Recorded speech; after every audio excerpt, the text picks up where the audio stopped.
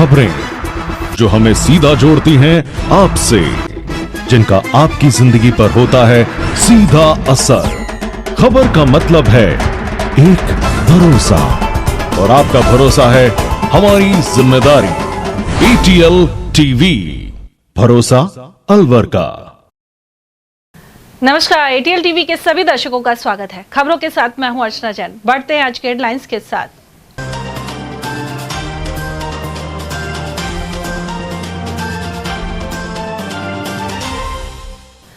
बस की टक्कर से टेम्पो चालक की गई जान और लोडिंग वाहन पलटने से 3 हुए घायल।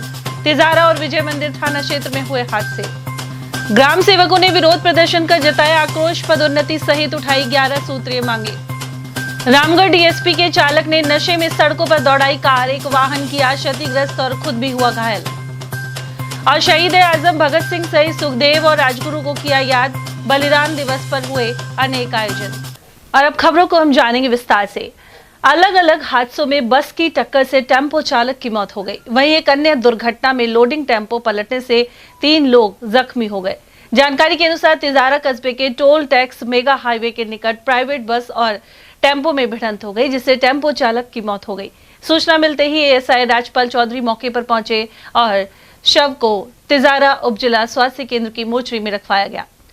पुलिस के अनुसार तावड़ू क्षेत्र निवासी शुभदिन टेम्पो में मुर्गे भरकर भिवाड़ी की ओर ले जा रहा था। इसी दौरान मेगा हाईवे पर आगे चलती बस के चालक ने अचानक ब्रेक लगा दी और टेम्पो पीछे से बस में घुस गया। ऐसे में टेम्पो ड्राइवर की जान चली गई। पुलिस को मुझे टेलीफोन इतला मिली कि एक बस का टेम्पो का एक्सीडेंट हो गया। मैं मौके पर पहुंचा तो वहां पर एक ड्राइवर और एक व्यक्ति और था, जिसमें ड्राइवर की मौके पर ही मौत होगी और दूसरे जो साइड में बैठा था उसका पैर फ्रैक्चर हो गया। लाया गया, डॉक्टर ने मृत घोषित कर दिया, बॉडी को मोर्चरी में रखवाया गया। उधर विजय मंदिर थाना क्षेत्र के मार्च का तिराहे पर ओवरलोडिंग टेम्पो पलटने से 3 लोग उसके नीचे दब गए। साथ ही मौके पर भीड़ जमा हो गई।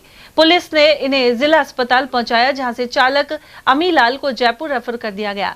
शेष घायलों में पप्पू कुमार और कैलाश शामिल हैं। पप्पू कुमार के अनुसार वह हाजीपुर डडीकर गांव से डॉक्टर को दिखाने जिला अस्पताल आया था। वापस जाते समय प्रतापगंज से टेम्पो में बैठ गया, लेकिन मार्च तिराहे के पास घुमाव पर टेम्पो पलट गया। जी, मेरा नाम पप्पू है। कहाँ के रहने वाले हैं आप? हाजीपुर डडीकर के रहने वाले हैं। क्या हुआ था आपके साथ? सर कुछ नहीं हो, टेम्पो पलट गया। कहाँ पर? माच का तिराया पे। अच्छा। ढाल में टेम्पो था, अचानक से उससे संभला नहीं और वो टेम्पो पलट गया। क्या भरा वो? तो टेम्पो में गुटके थे, लकड़ी के। कहाँ जा रहे थे वो टेम्पो? वो हाजीपुर जा रहा था वो। अच्छा, कौन कौन बैठा था इसमें? उसमें एक कैलाश और एक मैं था और 2-3 वहीं के थे, वो 4 वहीं के वो। अच्छा, फिर क्या हुआ? फिर कुछ नहीं साहब, एम्बुलेंस को फोन किया, वहाँ रास्तागीर रुके, मेला देखने वाली पब्लिक रुकी, फिर हमें वहाँ से निकाला। तो आप क्या कर रहे थे? आप कहाँ आए थे? अलवर में आया, हॉस्पिटल यहाँ आया, मेरी डाँडों में दर्द था। अच्छा, फिर मैंने यहाँ पे एक्सरा भी कराया है, मेरी जेब में रखा है। अच्छा, फिर वापस? और दवाई लेकर मैं वापस जा रहा था। अच्छा। तो हमारे वहाँ पे साधन नहीं चलते, इसलिए वो टेम्पो मिल गया, हम उसमें बैठ गए। अचानक पलट गया? अचानक टेम्पो पलट गया। 3 लोगों की लगी? नहीं, 6 के। अच्छा। 2 प्रगति में हैं, 2 हम यहाँ हैं और 2 उनके कम लगे हुए, पट्टी वट्टी करवा कर। उनके नाम जानते हो? क्या क्या नाम है उनके? जिनके सब जो वो हाजीपुर के थे ना, उनका मैं नाम नहीं जानता। उनमें 2 तो रिश्तेदार हैं। ग्राम विकास अधिकारी वर्ग से जुड़ी पदोन्नति सहित 11 सूत्री मांगों को लेकर सोमवार को ग्राम सेवकों ने अलवर मुख्यालय पर विरोध प्रदर्शन किया। साथ ही कलेक्टर के नाम ज्ञापन सौंपा। 8 अप्रैल को जयपुर में सीएम आवास के घेराव और 9 अप्रैल को सिविल लाइंस में महापड़ाव का कार्यक्रम है। जिला अध्यक्ष मनोज यादव ने बताया कि पदोन्नति अटकी हुई है। वहीं संबंधित करीब 3000 पद खाली हैं। इन पदों पर सरकार अतिरिक्त चार्ज देकर काम निकालने में लगी है। ऐसे में ग्रामीण विकास कार्य चौपट हो रहे हैं। उन्होंने बताया कि सरकार वेतन विसंगति और तबादला नीति सहित 11 मांगों की उपेक्षा कर रही है। मैं मनोज यादव, जिला अध्यक्ष ग्राम विकास अधिकारी संघ। हमारी मुख्य मांग है वो पदोन्नति नहीं होना है। उसकी वजह से पूरे समग्र में भयंकर रोष उत्पन्न हो रहा है, जिसकी वजह से 8 अप्रैल को माननीय मुख्यमंत्री जी के निवास के घेराव का कड़ा फैसला हमें लेना पड़ा है। उसके साथ साथ ही हमारी वेतन विसंगति, ट्रांसफर नीति समेत 11 मुख्य मांगे हैं, जिसको लेकर हम लगातार सरकार के समक्ष अपनी मांगों को रख रहे हैं, लेकिन उन पर आज तक कोई कार्रवाई नहीं हुई है। विशेष रूप से पदोन्नति का तो इस तरह का प्रकरण है कि आज पूरे प्रदेश में लगभग 2500 पद सहायक विकास अधिकारियों के, 800 पद अतिरिक्त विकास अधिकारियों के और लगभग 200 पद विकास अधिकारियों के खाली है, जिन पे सरकार किसी भी, चाहे सहायक अभियंता हो, चाहे तहसीलदार हो, चाहे उपखंड अधिकारी हो, इनको अतिरिक्त चार्ज दे देकर सरकार अपना काम निकाल रही है, लेकिन पदोन्नति करने का नाम नहीं ले रही। इसकी वजह से ग्रामीण विकास की पूरी व्यवस्था चौपट हुई पड़ी है। इसकी वजह से निचले तबके के कर्मचारियों में भयंकर आक्रोश उत्पन्न हुआ है। उसके लिए हम आज ज्ञापन देने श्रीमान सीओ साहब के यहाँ जिला परिषद पहुंचे हैं। अभी थोड़ी देर में श्रीमान जिला कलेक्टर महोदय अलवर को भी ज्ञापन दिया जाएगा। धन्यवाद। कितने लोग आप यहाँ पर पहुंचे? लगभग हम 60-70 लोग अभी यहाँ उपलब्ध आ गए हैं, और भी लोग साथी रास्ते में हैं जो दूर दूर के ब्लॉक, जैसे नीमराना है, थानागाजी है, कठूमर है, कोटकासीम है, उन ब्लॉकों से अभी साथी रास्ते में वो पहुंच रहे हैं। क्या नाम है आपका? मनोज यादव, जिला अध्यक्ष, राजस्थान ग्राम विकास अधिकारी। रामगढ़ डीएसपी पिंटू कुमार की कार के ड्राइवर राजेंद्र कुमार ने शराब के नशे में कार दौड़ाई। ईटराना पुलिया पर रॉन्ग साइड कार चलाते हुए उसने सामने से आ रहे ठेकेदार सोनावा डूंगरी निवासी भगवत प्रसाद की कार को टक्कर मार दी। साथ ही पुलिस ड्राइवर राजेंद्र के सिर में चोटें भी आई। दोनों कारों का आगे का हिस्सा क्षतिग्रस्त हो गया। बाद में अरावली विहार थाना पुलिस पहुंची और दोनों कारों को क्रेन के जरिए थाने में ला जाया गया। ठेकेदार भगवत प्रसाद ने बताया कि वह MIA कंपनी में कॉन्ट्रैक्टर है। सही साइड में गाड़ी चलाने के बावजूद सामने से रॉन्ग साइड से आती हुई पुलिस की कार ने उसे टक्कर मार दी। ऐसे में आगे का पूरा हिस्सा क्षतिग्रस्त हो गया। भगवत प्रसाद ने ड्राइवर के नशे में होने के आरोप लगाए हैं। पुलिस घटना की जांच कर रही है। अब मैं घर से MIA जा रहा था। अच्छा, कौन सी गाड़ी थी? इको, मारुति इको गाड़ी थी, और इधर से सामने से पुलिस की गाड़ी आ रही थी रॉन्ग साइड। मैंने खूब रोकी गाड़ी, मगर यहाँ आके बिल्कुल मार दिया इसने मेरे को। अच्छा, आपकी गाड़ी में कहाँ नुकसान हुआ? मेरी गाड़ी में ड्राइवर साइड खत्म हो गई गाड़ी। अच्छा, और वो पुलिस की गाड़ी में? पुलिस की गाड़ी ड्राइवर साइड, उसकी भी उधर से हुई है। कौन बैठा हुआ था उस समय? पुलिस वाला चला रहा था गाड़ी। किस स्थिति में था साहब? अब तो गाड़ी में बेहोश पड़ा था। नहीं, अभी जब टक्कर मारी थी अकेला ही था क्या? हाँ, अकेला था। क्या नाम बताया? मेरा नाम तो भगवत प्रसाद सैनी है सर। और उसका क्या बताया? उसका तो पता नहीं था मेरे को। अच्छा, तो दोनों में नुकसान हुआ है? हाँ सब मेरे को तो रॉन्ग साइड मारा है ना उसने साहब। मैं तो मेरी साइड पे चलता बिल्कुल पुलिया की पटरी के की तरफ से आ रहे थे? मैं तो अलवर से आ रहा था सर। और किधर जा रहे थे? इधर ईटाना की तरफ जा रहा था सर। क्या काम? MIA जा रहा था, कॉन्ट्रैक्टर हूँ। देश भर में 23 मार्च को शहीद दिवस बलिदान दिवस के रूप में मनाया गया। इसी दिन महान क्रांतिकारी भगत सिंह, राजगुरु और सुखदेव को अंग्रेजी हुकूमत ने फांसी दी थी। इन वीर सपूतों की याद में शहर के भगत सिंह सर्किल पर श्रद्धांजलि कार्यक्रम का आयोजन किया गया। कार्यक्रम में वन मंत्री संजय शर्मा और कांग्रेस जिला अध्यक्ष प्रकाश गंगावत सहित विभिन्न संगठनों के लोग उपस्थित रहे। सभी ने शहीद भगत सिंह की प्रतिमा पर माल्यार्पण कर भावभीनी श्रद्धांजलि अर्पित की। इस दौरान देशभक्ति के नारे लगाए गए और शहीदों के बलिदान को याद किया गया। वहीं वन मंत्री संजय शर्मा ने युवाओं से आह्वान किया कि वे शहीदों के आदर्शों को अपने जीवन में अपनाएं। देखिए, आज संपूर्ण देश शहीद आजम भगत सिंह जी, राजगुरु जी और सुखदेव जी की शहादत का दिवस मना रहा है। आप तीनों के बलिदान से जब भारत माँ अंग्रेजों की बेड़ियों से जकड़ी हुई थी, आप तीनों ने क्रांतिकारी कदम उठाते हुए अपनी शहादत देके, अपना बलिदान दे करके भारत माँ की उन बेड़ियों को काटने का काम किया। और मैं इस अवसर पर अलवर में जो भगत सिंह सर्किल है, वहाँ पे हर वर्ष की भांति यहाँ पे कव्वाली का आयोजन होता है और शहीद आजम की प्रतिमा पर माल्यार्पण करके हम सब लोग उनको भावांजलि देते हैं। इस अवसर पर मैं तो अलवर ही नहीं, राजस्थान ही, पूरे देश के विशेष रूप से युवाओं से आग्रह करूंगा कि अपने जीवन में कुछ अंश भगत सिंह जी, सुखदेव जी और राजगुरु जी के जो देश के प्रति ललक है, देश के प्रति समर्पण है, यदि आपने कुछ कार्य उनके भी ग्रहण करने तो निश्चित रूप से भारत माँ आने वाले समय में विश्व गुरु बनेगी। उससे बनने से कोई भी हमको नहीं रोक सकता। गौरतलब है कि क्रांतिकारी भगत सिंह, राजगुरु और सुखदेव को ब्रिटिश सरकार ने लाहौर षड्यंत्र केस में दोषी ठहराया था। वर्ष 1928 में लाला लाजपत राय की मौत का बदला लेने के लिए क्रांतिकारियों ने अंग्रेज अधिकारी जॉन सॉन्डर्स की हत्या कर दी थी। इसके बाद 1929 में भगत सिंह और बटुकेश्वर दत्त ने विधानसभा में बम फेंककर अंग्रेजों के खिलाफ आवाज बुलंद की थी। हालांकि बम इस तरह फेंका गया था कि किसी की जान न जाए, बल्कि अंग्रेजी शासन के खिलाफ संदेश दिया जा सके। इन्हीं घटनाओं के चलते अंग्रेजी सरकार ने तीनों क्रांतिकारियों को 23 मार्च 1931 को फांसी की सजा दी थी। आज भी देश इन वीर शहीदों के बलिदान को गर्व और सम्मान के साथ याद करता है। और वहीं महात्मा गांधी जीवन दर्शन समिति की ओर से शहीद आजम भगत सिंह, महान क्रांतिकारी सुखदेव थापर और शिवराम राजगुरु का बलिदान दिवस मनाया गया। समिति जिला संयोजक हिमांशु शर्मा ने कहा कि देश की आजादी के लिए इन वीर सपूतों ने हंसते हंसते फांसी के फंदे को गले लगाना स्वीकार किया। ऐसे में विचार गोष्ठी का आयोजन कर उन्हें याद किया जा रहा है। आज किशनगढ़ विकास समिति की ओर से किशनगढ़ विकास समिति की ओर से अरावली की श्रेणियों में काली माता मंदिर के रास्ते में आज श्री भगत सिंह जी को, सुखदेव जी को और इनको जो है श्रद्धांजलि अर्पित करी जा रही है। हम ये सभी साथी ये मिलकर कामना करते हैं कि हिंदुस्तान को आज़ादी दिलाने वाले ये व्यक्ति जो है हिंदू, मुस्लिम, सिख, ईसाई सबको एक किया और आज़ादी हमको दिलाई। जहाँ तक सवाल है कि हम संदेश देना चाहते हैं कि आप सभी लोग जो हैं मिलजुल कर रहें और देश की उन्नति में बाधक न बने और राजगुरु भगत सिंह और सुखदेव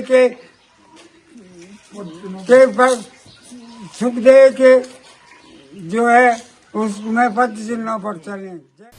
उधर इस अवसर पर संरक्षक के.जी. गुप्ता, अंतर्राष्ट्रीय ब्राह्मण समाज के जिला अध्यक्ष मनोज शर्मा सहित सत्यनारायण सोमवंशी, ओम प्रकाश अरोड़ा, राजेश गुप्ता, सीताराम शर्मा, रोहिताश नरूका और अतुल नाथ योगी आदि मौजूद रहे। श्वानों द्वारा हमले की घटनाएं आए दिन सामने आती रहती हैं। अलवर के जटियाना गांव में आवारा श्वान ने एक बालक पर हमला कर दिया। लहूलुहान बालक को लेकर परिजन जिला अस्पताल पहुंचे।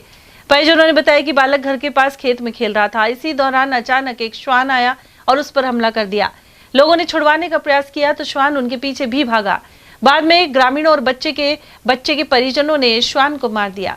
अस्पताल में बालक को कई टांके लगाए गए हैं। पीड़ित के दादा हसन खान ने बताया कि बालक के चेहरे को श्वान ने बुरी तरह जख्मी कर दिया। मेरा नाम हसन का है। आके रहने वाले जटियाना का। जी बताइए क्या हुआ था?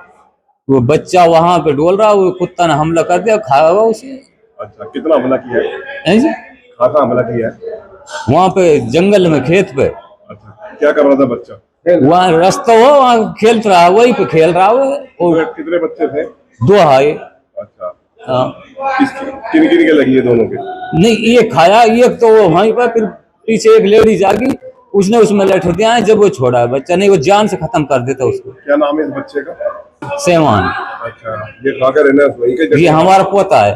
पोता है? हाँ। खाकर खाया है ये हम मुँह पे के यहाँ सगड़े के खा गए इसे, तो हाथ नहीं खागा, हाथ छुड़ाए, हाथ नहीं खागा। तो पागल था क्या था? हाँ, पागल बता रहा साहब। उसके बाद क्या किया आपने? मैं आया पीछे मोटरसाइकिल लेके, भागा नहीं जैसे, वो तो मेरे पे भी हमला कर दिया उसने। अलवर शहर के जेके नगर कॉलोनी में अज्ञात चोरों ने सरकारी पानी की बोरिंग पर लगी बिजली की केबल चोरी कर ली। यह बोरिंग अचानक बंद हो गई, जिसके बाद स्थानीय लोग मौके पर पहुंचे। जांच करने पर पाया गया कि बोरिंग की मीटर से जुड़ी केबल कटी हुई थी। बिजली बॉक्स से लेकर बोरिंग तक की पूरी केबल चोर अपने साथ ले गए। इस घटना के कारण बोरिंग पूरी तरह ठप हो गई है, जिससे कॉलोनी में पानी की सप्लाई बाधित हो गई है। साथ ही चोर स्टार्टर भी चोरी कर ले गए। घटना के बाद स्थानीय लोगों में भारी रोष व्याप्त है। कॉलोनी वासियों ने मामले की सूचना जलदाय विभाग और पुलिस को दे दी है। जिले में कई स्थानों पर हाल ही में ओलों से फसलों को नुकसान पहुंचा है, लेकिन मौसम के मिजाज अब भी तीखे बने हुए हैं। अकबरपुर, उमरैन, नटनी का बारा और माधोगढ़ क्षेत्र में कुछ दिनों से मौसम बार बार बदल रहा है। बारिश के बाद 2 दिन राहत मिली, लेकिन गत रात्रि फिर से बरसात हो गई। ऐसे में किसान चिंतित है और उन्हें ओलावृष्टि का भी डर है। गौरतलब है कि गेहूं की फसल पक चुकी है और इसे काटने की तैयारी है। गत रात्रि अकबरपुर क्षेत्र में तेज बरसात से खेतों में खड़ी गेहूं की फसल पसर गई। सोमवार को भी आसमान में बादल छाए रहे। इसके अलावा तेज हवाएं चल रही हैं। रात्रि को लोगों ने अपने पशुओं को भी तत्काल अंदर बांध दिया। इसके अलावा हल्की सर्दी भी लौट आई है। खेतों में गेहूं की फसल पसरने से नुकसान हुआ है और किसान जौ एवं गेहूं की बाकी फसल को जल्द से जल्द काटने में जुट गए हैं। रेवाड़ी से जयपुर वाया नीमराना के लिए 191 किलोमीटर लंबी नई रेलवे लाइन बिछाने की योजना है। इसके फाइनल लोकेशन सर्वे के लिए 5 करोड़ 73 लाख रुपए के आवंटन को मंजूरी दे दी गई है। ऐसे में केंद्रीय मंत्री और अलवर सांसद भूपेंद्र यादव ने इसे आमजन के लिए दूरियों को कम करने और यात्रा को सुगम बनाने की दिशा में महत्वपूर्ण कदम बताया है। साथ ही प्रधानमंत्री नरेंद्र मोदी, रेल मंत्री अश्विनी वैष्णव एवं मुख्यमंत्री भजनलाल शर्मा का आभार व्यक्त किया। सरकारी स्कूलों में नए सत्र में नामांकन बढ़ाने के लिए 25 मार्च से प्रवेशोत्सव अभियान चलेगा। इसके तहत 3 से 18 वर्ष आयु वर्ग के सभी बच्चों को स्कूलों से जोड़ने के लिए घर घर जाकर हाउस होल्ड सर्वे किया जाएगा। शिक्षा विभाग द्वारा 4 चरणों में अभियान चलेगा। राजकीय उच्च प्राथमिक विद्यालय फीलखाना की प्रधानाध्यापिका विजय लक्ष्मी यादव ने बताया कि प्रवेशोत्सव में स्कूल का 25% स्टाफ घर घर सर्वे करेगा। इस दौरान ऐसे बच्चों की पहचान की जाएगी जो या तो ड्रॉप आउट हो चुके हैं या फिर पहली बार स्कूल जाने योग्य हैं। इनकी जानकारी डिजिटल रूप से शिक्षक ऐप के माध्यम से दर्ज की जाएगी। यह अभियान 4 चरणों में 27 मार्च, 6 अप्रैल, 10 और 25 अप्रैल को चलाया जाएगा। ये प्रवेशोत्सव 25 तारीख से शुरू हो रहा है और ये 4 चरणों के अंदर होगा और इसमें हाउस होल्ड सर्वे होगा। प्रत्येक घर के ऊपर प्रत्येक टीचर जाएंगे और जो है हाउस होल्ड सर्वे करेंगे। इसके अंदर 25% स्टाफ जो है वो हाउस होल्ड सर्वे करने के लिए जाएगा, बाकी स्टाफ विद्यालय का कार्य करेगा। और इसकी जो डेट्स दे रखी है वो 4 चरणों के अंदर ये होगा और ये जो है वो 27 तारीख को, 6 तारीख को, 6 अप्रैल को, 10 अप्रैल को और 25 अप्रैल को ये सघन अभियान चलाया जाएगा। तो 25 से ही अपना रिजल्ट डिक्लेयर होने के बाद ही जो है बच्चों का प्रवेश शुरू कर दिया जाएगा। तो पहला जो चरण है वो इसका 27 मार्च को शुरू हो जाएगा।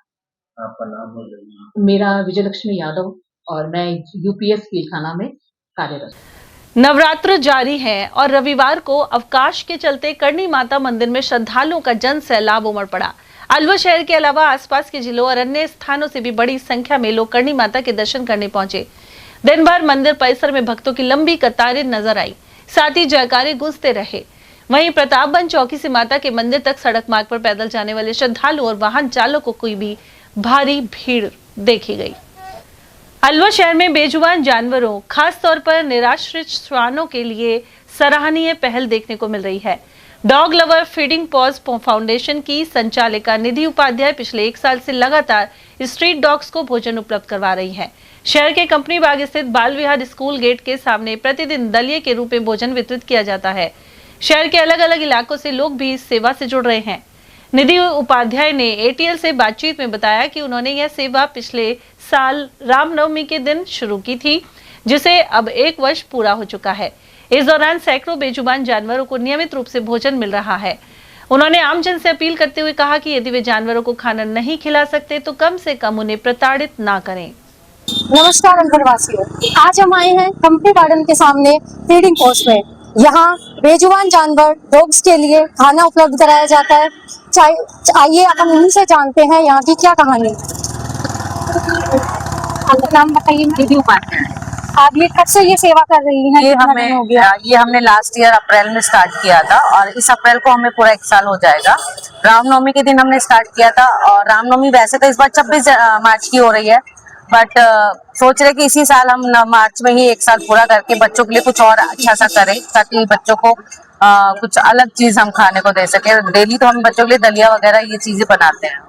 तो आपको क्या लगता है लोगों के लिए, या आप देखते हैं जो टॉर्चर हो रहा है आजकल डॉग्स के लिए, तो क्या बोलना चाहेंगी लोगों के लिए? मेरा मानना ये है, डॉग एक कम्युनिटी एनिमल है और वो इंसानों के साथ रहने के लिए ही बना है। बट बस वो ही है कि हम इंसान आज के समय में इतना ज्यादा सेल्फिश हो गए हैं कि हमें सिर्फ अपने अलावा कुछ भी चीज अच्छी नहीं लगती।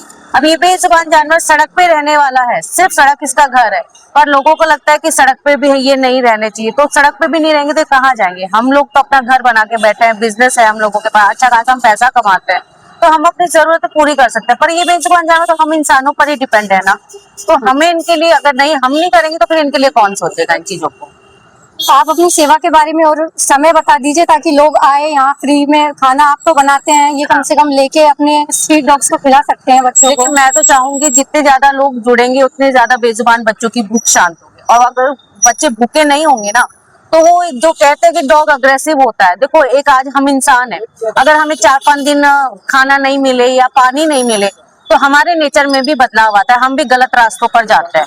अगर हमारा पेट भरा होगा, हमें समय पे खाना मतलब अपनी जरूरतें जब हम पूरी कर लेंगे तो हमें कभी भी किसी गलत रास्ते पे जाने की जरूरत ही नहीं पड़ेगी। तो वही सेम चीज इन बच्चों के साथ होती है। अगर इनका पेट भरा होगा, इन्हें समय पे खाना पानी सब कुछ मिलेगा, इन्हें रहने के लिए तंग नहीं, लोग जो परेशान करते हैं वो नहीं करेंगे, इन्हें इनकी जगह पे रहने दिया जाएगा, तो जो डॉग अटैक बाइट के जो केसेस आते हैं वो नहीं आते, क्योंकि ये भी एक इंसान मतलब जानवर के फीलिंग होती है इनके अंदर भी।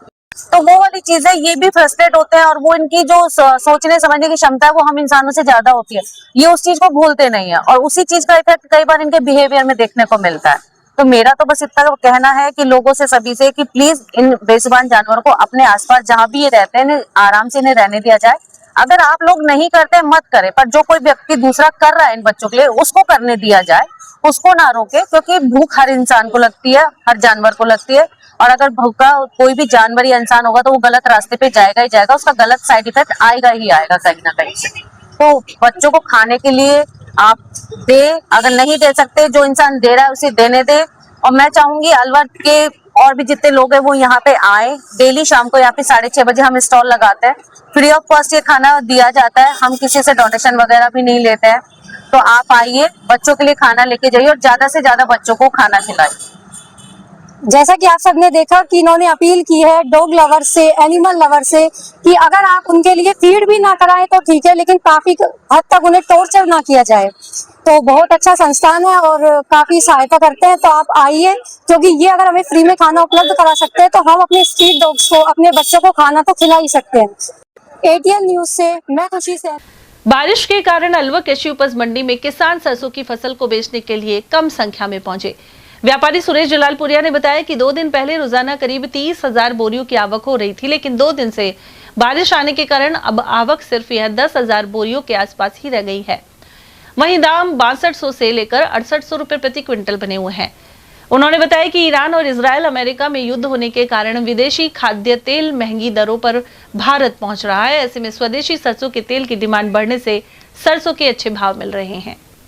तो सरसों की कितनी आवक है, कैसी क्वालिटी, क्या भाव है, बारिश का क्या प्रभाव पड़ रहा है? अलवर कृषि उपज मंडी में बारिश की वजह से मैं समझता हूँ कि आज 10-12 हज़ार कट्टे की आवक है।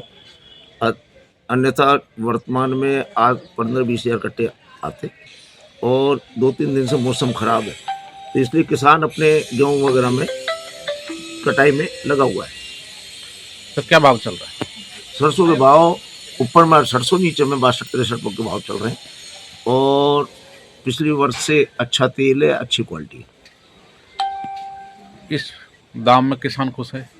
हाँ, किसान एकदम में से खुश है और किसान मैं समझता हूँ कि हर अगले वर्ष और भी इससे ज़्यादा बुआई करेगा।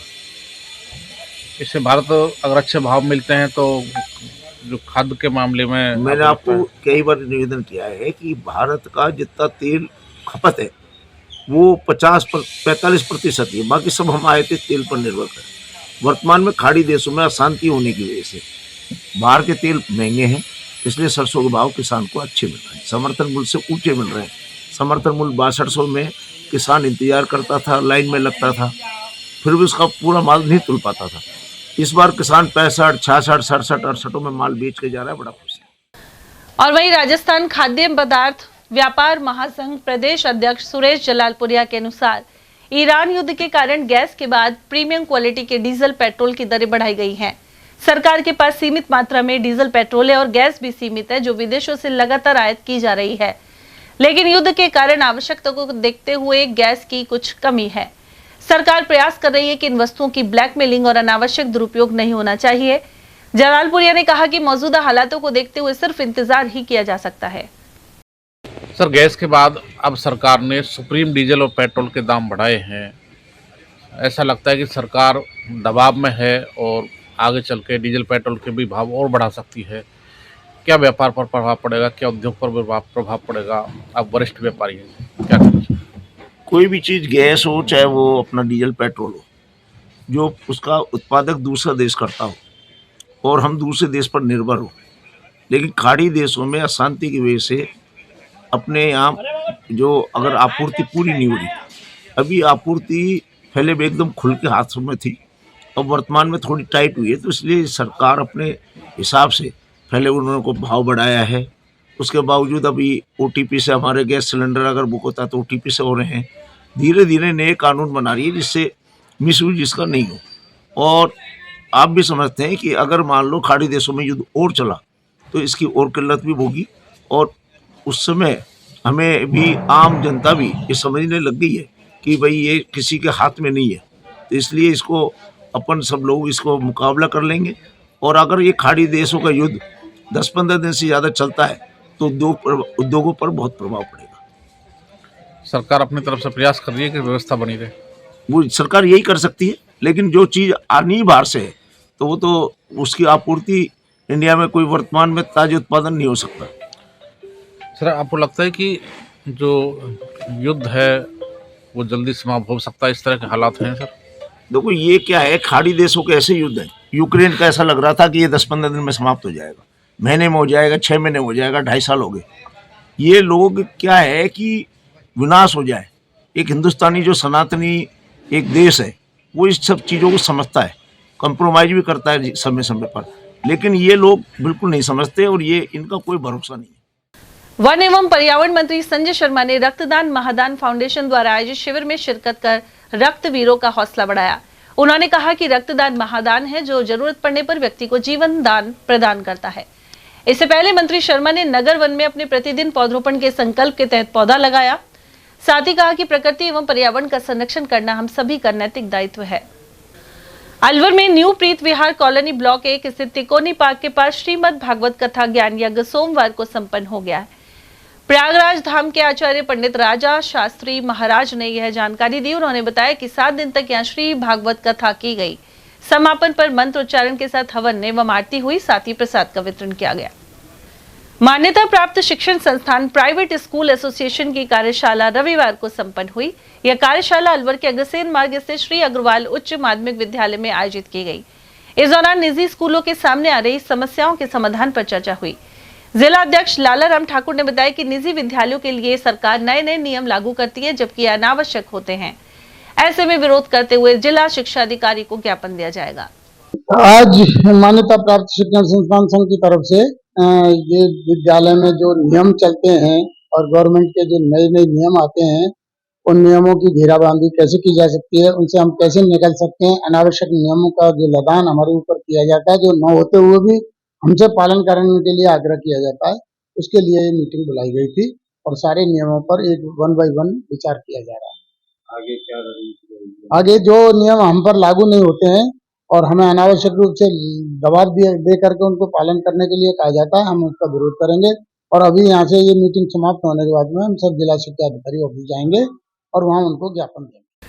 अलवर शहर में कोतवाली और सदर थाना क्षेत्र में अज्ञात चोर 2 अलग-अलग जगहों से बाइक चोरी कर फरार हो गए।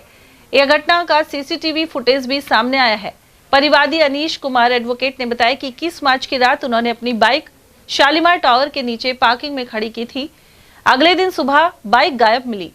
सीसीटीवी फुटेज में 2 अज्ञात चोर बाइक चोरी करते हुए नजर आए। इसकी रिपोर्ट सदर थाने में दी गई है। दूसरा मामला कोतवाली थाना क्षेत्र का है। परिवादी अर्जुन सिंह ने रिपोर्ट दी है कि वह स्कीम 2 के टैगोर पार्क में अपने दोस्तों से मिलने गए थे। पार्क के गेट के बाहर से उनकी बाइक अज्ञात शातिर ले गए। दोनों ही मामलों में पुलिस ने मुकदमा दर्ज कर जांच शुरू कर दी है। और यहाँ वक्त एक छोटे से ब्रेक का, आप देखते रहिए Airtel TV. Om Aditya public senior secondary school Alwar में बेस्ट फैकल्टी के साथ सर्वश्रेष्ठ बोर्ड परीक्षा परिणाम। स्कूल फीस में ही फाउंडेशन, कक्षा 9th 10th प्री फाउंडेशन, कक्षा 11th 12th विज्ञान वर्ग, वाणिज्य वर्ग, कला वर्ग, हिंदी एवं अंग्रेजी माध्यम। विद्यालय में मेधावी विद्यार्थी प्राची राठौड़, अंकित कुमार, गार्गी सैनी, कमल प्रजापत, बलराज वर्मा, गौरी और वैशाली ने बोर्ड परीक्षा में 97% अंक लाकर संस्था का सम्मान बढ़ाया और संस्था के द्वारा प्रत्येक विद्यार्थी को 21,000 रुपए का चेक प्रदान किया। हमारी संस्थाएं कक्षा नर्सरी से 8वीं तक के विद्यार्थियों को बुक्स, नोटबुक्स, बैग्स, डायरीज, आई कार्ड निःशुल्क दे रही हैं। कक्षा 9वीं से 12वीं तक के विद्यार्थियों को bag, dress, jacket, I card निःशुल्क दे रही हैं। हमारी संस्थाएं Om Aditya public senior secondary school, Lajpat Nagar, Ambedkar circle के पास, Alwar. Delhi academy senior secondary school, 84, Subhash Nagar, NAB Agrasen circle के पास, अलवर। आदित्य एकेडमी, तिजारा फाटक पुल के पास, Alwar. Contact number 9829107651 and 9116913576। Aditya की परंपरा, सेवा, संस्कार और समर्पण। फर्नीचर का 32 साल पुराना जाना माना नाम राहुल डेकोर। यहाँ आपकी लाडली बिटिया के लिए अथवा अपने घर के लिए सभी प्रकार का सागवान का फर्नीचर उपलब्ध है।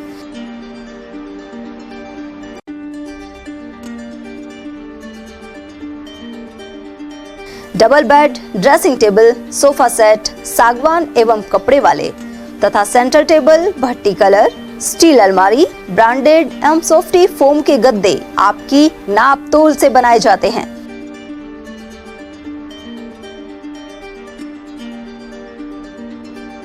सभी सामान एक ही छत के नीचे उपलब्ध। हमारा पता है अलवर बोर्ड, जसवंत तिराहे से पहले, कटी घाटी, अलवर।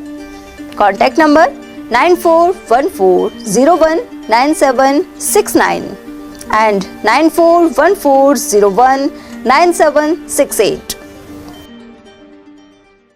ब्रेक के बाद आप सभी का एक बार फिर से स्वागत है। रामगढ़ क्षेत्र के सहजपुर बस स्टैंड पर साइबर अपराध के खिलाफ बैठक आयोजित की गई।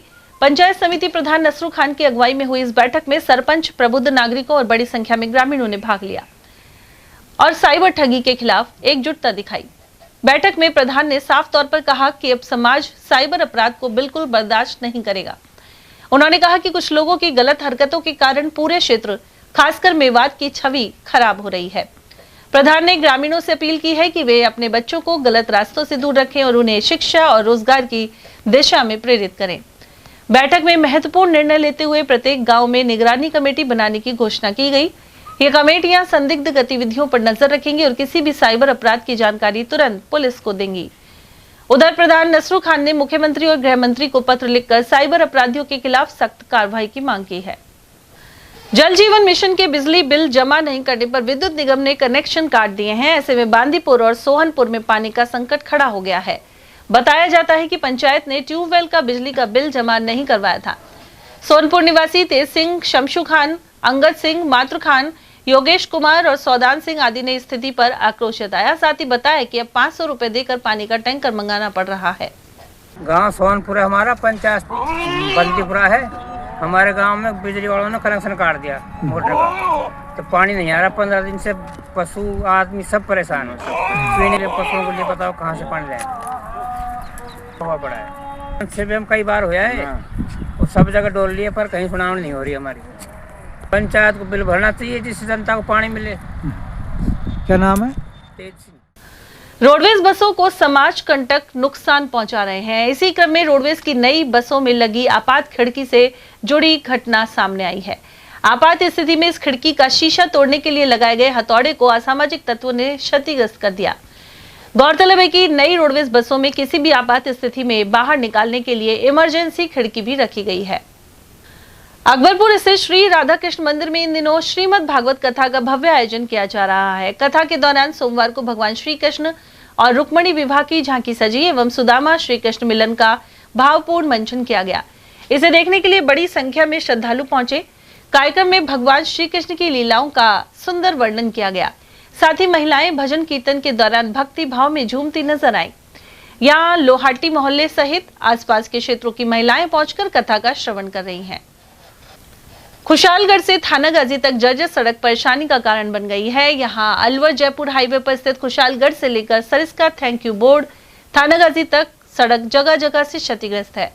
सड़क पर मौजूद गहरे गड्ढे आए दिन दुर्घटनाओं को न्योता दे रहे हैं। वहीं दोपहिया वाहन चालक गड्ढों से बचने के प्रयास में कई बार फिसल कर गिर जाते हैं। रात के समय स्थिति और अधिक खतरनाक हो जाती है।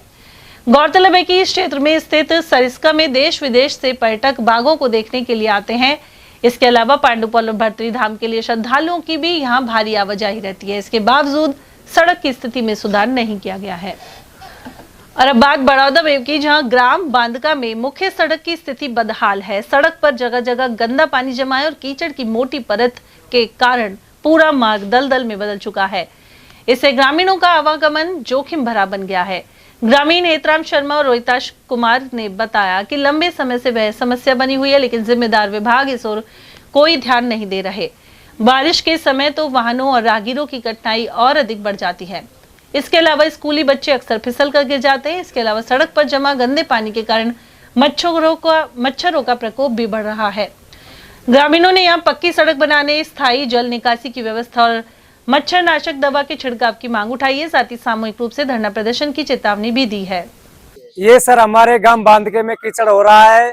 मैं अपने माननीय मुख्यमंत्री जी श्री माननीय भजनलाल शर्मा जी से अनुरोध करना चाहूंगा, अपने कलेक्टर साहिबा अलवर डिस्ट्रिक्ट और अपने विधायक साहब रमेश खिची जी से अनुरोध करना चाहूंगा। गांव बांदके में गली मोहल्ले में बहुत ज्यादा कीचड़ है, जिसमें महिलाएं आने जाने में बहुत कठिनाइयां पैदा हो रही है। कोई बच्चा बीमार हो जाता है तो कुछ साधन निकालने में बहुत अच्छी ज्यादा कठिनाइयां होती हैं। यहाँ के लोग, बच्चे, महिला बहुत ही ज्यादा परेशान है कीचड़ से। तो मेरे माननीय मुख्यमंत्री जी भजनलाल शर्मा जी व मेरे माननीय श्री कलेक्टर साहिबा से यही अनुरोध करता हूँ कि हमारे इस कीचड़ को मिटाएं और हमारे गांव बांदका को स्वच्छ भारत और स्वच्छ गांव बनाएं। और वहीं बड़ौदा में नगर पालिका क्षेत्र में इन दिनों सफाई व्यवस्था पूरी तरह चरमराई हुई नजर आती है। जगह जगह गंदगी के ढेर और अवैध कचरा डंपिंग के चलते आम जन को भारी परेशानियों का सामना करना पड़ रहा है। वहीं नगर कांग्रेस कमेटी अध्यक्ष गौरी शंकर के नेतृत्व में नगर पालिका ईओ को ज्ञापन सौंपकर शीघ्र समाधान की मांग उठाई गई है। गौरी शंकर ने बताया कि मीना कबास रोड स्थित बिजली घर के पास लंबे समय से अवैध रूप से कचरा डाला जा रहा है। ऐसे में आसपास के निवासियों के साथ साथ स्कूली छात्र छात्राओं को भी कठिनाई झेलनी पड़ रही है। इसके अलावा खोरपुरी, मीना कबास, चुलाई कबास, पीपल खेड़ा, चक भयाड़ी और निजाम नगर सहित कई इलाकों में नियमित सफाई नहीं हो पा रही है। नालियां गंदगी से अटी हुई हैं, जिससे जल निकासी बाधित हो रही है। स्थानीय लोगों का कहना है कि क्षेत्र में सफाई कर्मचारियों की कमी के चलते व्यवस्था प्रभावित हो रही है। आज हमने नगर पालिका सीओ मैडम को नगर पालिका की मूलभूत समस्याओं के संबंध में ज्ञापन दिए हैं। जैसे बड़ौदा में जो मीना कबास की तरफ जोड़ है, वहाँ पे इन लोगों ने, नगर पालिका के कर्मचारियों ने लंपिंग यार्ड बना रखा है। जबकि एक तरफ तो केंद्र सरकार नरेगा के तहत जोड़ों और तालाबों की खोदने का काम कर रही है, दूसरी तरफ ये उन्हीं को कचरे के द्वारा भर रहे हैं। ये ठीक नहीं है, जिससे गंदगी फैल रही है। आवारा पशुओं जैसे कुत्ते वगैरह जो आम रास्ते में बच्चे फटने के लिए आते हैं, उनको जख्मी करते हैं बार बार। और जो कचरे के साथ पन्नियाँ जाती है, वो जो कृषि भूमि पर फैल रही हैं, जिससे वो बंजर होने की स्थिति में पहुंच रही है। एक जो हमारे ईदगाह वाला रोड है, 2 महीने से लोगों को मकान तोड़वा के पटक कर रखे हैं और प्रशासन इस ओर कोई ध्यान नहीं दे रहा है। आम आदमी के लिए बहुत बड़ी समस्या हुई पड़ी है। यहाँ पर अधिकतर निम्न वर्ग, आय वर्ग के लोग रहते हैं, जो जब तक रोड कंप्लीट नहीं होगा अपना मकान की व्यवस्था भी नहीं कर सकते। एक जो आसपास की जो 5-6 गांव नए जोड़े थे नगर पालिका में, जैसे निजाम नगर हुआ, परतागवास, कदमनकवास आदि कई गांव थे जिन्हों में नगर पालिका में जोड़ दिया, लेकिन नगर पालिका की जो सुविधाएं उन गांवों को मिलनी चाहिए वो अब तक नहीं मिल रही है। जैसे ना तो कोई लाइट की व्यवस्था है, ना कोई सफाई की व्यवस्था है, ना पेयजल की व्यवस्था है, या कोई और सुविधा भी नहीं है। हमने इस तरफ नगर पालिका सीओ का ध्यान आकर्षित किया है कि इन समस्याओं का निदान करे, जिससे आम आदमियों को राहत मिले और सफाई व्यवस्था बड़ौदा में सुचारू रूप से अच्छे से हो। तिजारा विधायक महंत बालकनाथ योगी ने अलवर के हसन खां मेवात नगर स्थित बाबा मस्तनाथ जन सेवनम भवन में लोगों से मुलाकात की। इस दौरान उन्होंने विभिन्न स्थानों से पहुंचे लोगों की समस्याओं को सुना। इसके बाद वे पुन्हाना में आयोजित श्रीमद देवी भागवत में शामिल हुए। उन्होंने कहा कि नवरात्रि के महापर्व में देवी चरित्र सुनने से सभी कष्टों से मुक्ति मिलती है। माँ देवी भगवती के विभिन्न स्वरूप बुराई पर अच्छाई और असत्य पर सत्य की जीत के प्रतीक हैं। भारतीय कम्युनिस्ट पार्टी ने शहर में छोटे पार्कों की साज संभाल शुरू करने पर यूआईटी का आभार जताया है। जिला सचिव तेजपाल सैनी ने बताया कि इसके लिए न्यास अधिकारियों को पत्र सौंपा गया था। अधिशासी अभियंता सहित अन्य अधिकारियों की मॉनिटरिंग में बुद्ध विहार के छोटे पार्कों की मरम्मत आरंभ हो गई है। सैनी के अनुसार न्यास द्वारा बड़े पार्कों की समय समय पर मरम्मत एवं रंग पेंट आदि कराया जाता था, लेकिन छोटे पार्क उपेक्षा के शिकार थे। लेकिन अब इनकी भी देखभाल आरंभ हो गई है। सेक्रेटरी साहब को और कलेक्टर साहब को पार्क की मरम्मत के लिए आवेदन किया था, आग्रह किया था कि ये जो छोटे पार्क हैं इनकी मरम्मत हुए काफ़ी लंबे समय हो गया है, क्षतिग्रस्त हो रहे हैं। अधिकांश जगह से तो जो जालें लगी रहती हैं वो भी क्षतिग्रस्त हो रही है और दीवार भी पूरी क्षतिग्रस्त थी। इनका मरम्मत होना बहुत लाजमी है। तो आज अभी हम लगातार उनसे जो अधिशासी अभियंता है मदान साहब उनसे और एएन साहब यादव साहब से भी लगातार मिलते रहे। तो कुछ हमारे प्रयासों से, कुछ उनकी सहमति से अब जितने भी जो छोटे पार्क हैं बुद्ध विहार के, उनकी मरम्मत का कार्य आरंभ किया गया है। तो इसके लिए हम अधिकारियों को धन्यवाद देते हैं कि उन्होंने पार्क को स्वीकृति दी और पार्क की लाइफ बढ़ी और जिससे कि जो आसपास के लोग बाग हैं उनको भी एक अच्छा वातावरण मिलेगा। जहाँ भी ये छोटे पार्क हैं उसके बीच में जो छोटे आवासीय योजना जो यूआईटी की थी, ये 15 बाई 30 के जो मकान बना करके जो दिए थे उनके चारों तरफ है, क्योंकि वहाँ आबादी ज़्यादा होती है, उनको स्वच्छ हवा, साफ हवा मिले, ऑक्सीजन मिले। तो इसके लिए यूआईटी ने पहले ही छोटे पार्कों का निर्माण किया था। तो आज उनकी मरम्मत हो रही है, इसके लिए निवाई क्रिकेट लीग का शुभारंभ पूर्व चेयरमैन दिलीप इसरानी ने किया। इस दौरान उद्घाटन मैच विंजो किंग्स और द एवेंजर्स के बीच खेला गया। इसमें विंजो किंग्स टीम ने शानदार जीत दर्ज की। आयोजनकर्ताओं के अनुसार टूर्नामेंट करीब 1 सप्ताह तक चलेगा। इसमें 16 टीमें और 300 से अधिक खिलाड़ी हिस्सा ले रहे हैं। अलवर शहर में कई जगह नगर निगम ने अतिक्रमण हटाने की कार्रवाई को अंजाम दिया है। नया बास चौराहे के पास भी अतिक्रमण हटाया गया। इस मौके पर अतिक्रमण निरोधक अधिकारी निशा और स्टाफ सदस्य मौजूद रहे। वहीं दुकानदारों का सामान जब्त करते हुए स्थायी अतिक्रमण को जेसीबी के जरिए ध्वस्त भी किया गया। इस अवसर पर कई जगह विरोध हुआ, लेकिन पुलिस की मौजूदगी के कारण कार्रवाई संपन्न करवाई गई। आज एक अतिक्रमण की जो नियमित कार्रवाई हुई है वही हम लोग कर रहे हैं, जिसमें जो सड़कों पे बोर्ड लगे हुए हैं, जो अनाधिकृत बोर्ड है, जूस की दुकानें हैं, जिसके कारण फुटपाथ जाम हो रहा है, पार्किंग की जगह नहीं मिल रही लोगों की, वही हटाए जा रहे हैं। वैसे मैडम ये अतिक्रमण की काफी बड़ी समस्या पूरे शहर में है, तो अब नियमित कार्रवाई करेंगे अतिक्रमण टीम और कमिश्नर साहब के सख्त आदेश है कि पूरे शहर में अतिक्रमण की कार्रवाई पूरे शहर में किया जाएगा। मैडम ये पार्किंग और कर देते हैं अवैध, जैसे अभी सारी गाड़ियाँ आपको देख रहे हो पीछे खड़ी है, तो ये भी रोड को जाम करती है। सर इसमें हमें यातायात पुलिस का सहयोग चाहिए। बोल रहे हैं सामने से दीवार हटाओ, क्योंकि परेशानी ठेली वाला कर रहा है, सजा दुकानदार को ले लिए। तो ये क्या, ये तो सड़क से काफी दूर आपकी दुकान से काफी हटका, लेकिन आप लगा लो चाहे कुछ भी लगा लो, बेवजह परेशान कर रहा है जनता को। तो ये किसी पे कर रहे हैं, किसी पे नहीं कर रहे हैं? किसी पे कर रहा है, किसी पे ना कर रहा है, कोई का बाप उनको पढ़ा कर रहा है, हमारे जगह पर कर रहा है। किस चीज की है आपकी? रोड का ढाबा है, मैं तो पीछे सुरक्षा 15 फीट है, रोड से 15 फीट हट के। राजस्थान बिजली वर्कर्स फेडरेशन का प्रदेश स्तरीय अधिवेशन 12 अप्रैल को जयपुर में होगा। इसमें अलवर से भी प्रतिनिधि पहुंचेंगे। अधिवेशन का उद्घाटन all India trade union Congress की राष्ट्रीय महासचिव अमरजीत कौर करेंगी, जबकि मुख्य अतिथि कर्मचारी नेता मोहन शर्मा होंगे। अधिवेशन में श्रम कानूनों में श्रमिक विरोधी संशोधन के खिलाफ आंदोलन पर चर्चा होगी। इसके अलावा निजीकरण का विरोध किया जाएगा। साथ ही विद्युत संशोधन विधेयक के खिलाफ रणनीति तैयारी करने के पर विचार विमर्श होगा। वहीं तैयारी को लेकर अलवर में डीजल पावर हाउस पर फेडरेशन की बैठक हुई। इसमें यूनियन के जिला अध्यक्ष गजराज सिंह, कार्यकारी अध्यक्ष अशोक कुमार सैनी, उपाध्यक्ष संजय चौधरी, राजेंद्र सैनी, जिला मीडिया प्रभारी नागपाल शर्मा के अलावा हेमंत सैनी, गौरव सोनी और जितेंद्र आदि मौजूद रहे। बड़ौदा में के बांके बिहारी मंदिर में महिलाओं द्वारा सत्संग का आयोजन किया गया। इस दौरान भजनों के जरिए मां दुर्गा का गुणगान हुआ। कार्यक्रम के अंत में सामूहिक आरती हुई। इसके बाद प्रसाद वितरण किया गया। सत्संग में शामिल महिलाओं ने नवरात्रों के महत्व पर प्रकाश डाला। साथ ही कहा कि इस तरह के आयोजन समाज में सकारात्मक ऊर्जा और आपसी भाईचारे को बढ़ावा देते हैं। और चलते चलते एक बार फिर से नजर डालेंगे आज की हेडलाइंस पर।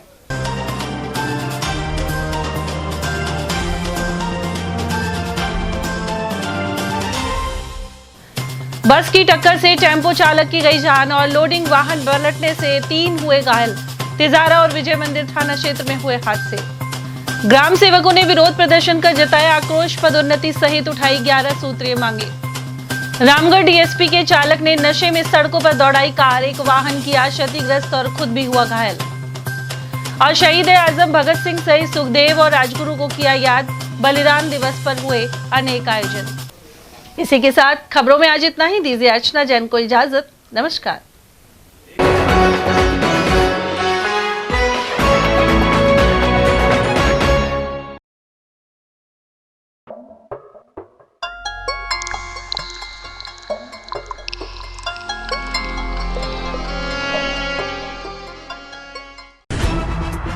खबरें जो हमें सीधा जोड़ती हैं आपसे, जिनका आपकी जिंदगी पर होता है सीधा असर। खबर का मतलब है एक भरोसा, और आपका भरोसा है हमारी जिम्मेदारी। ATL TV, भरोसा अलवर का।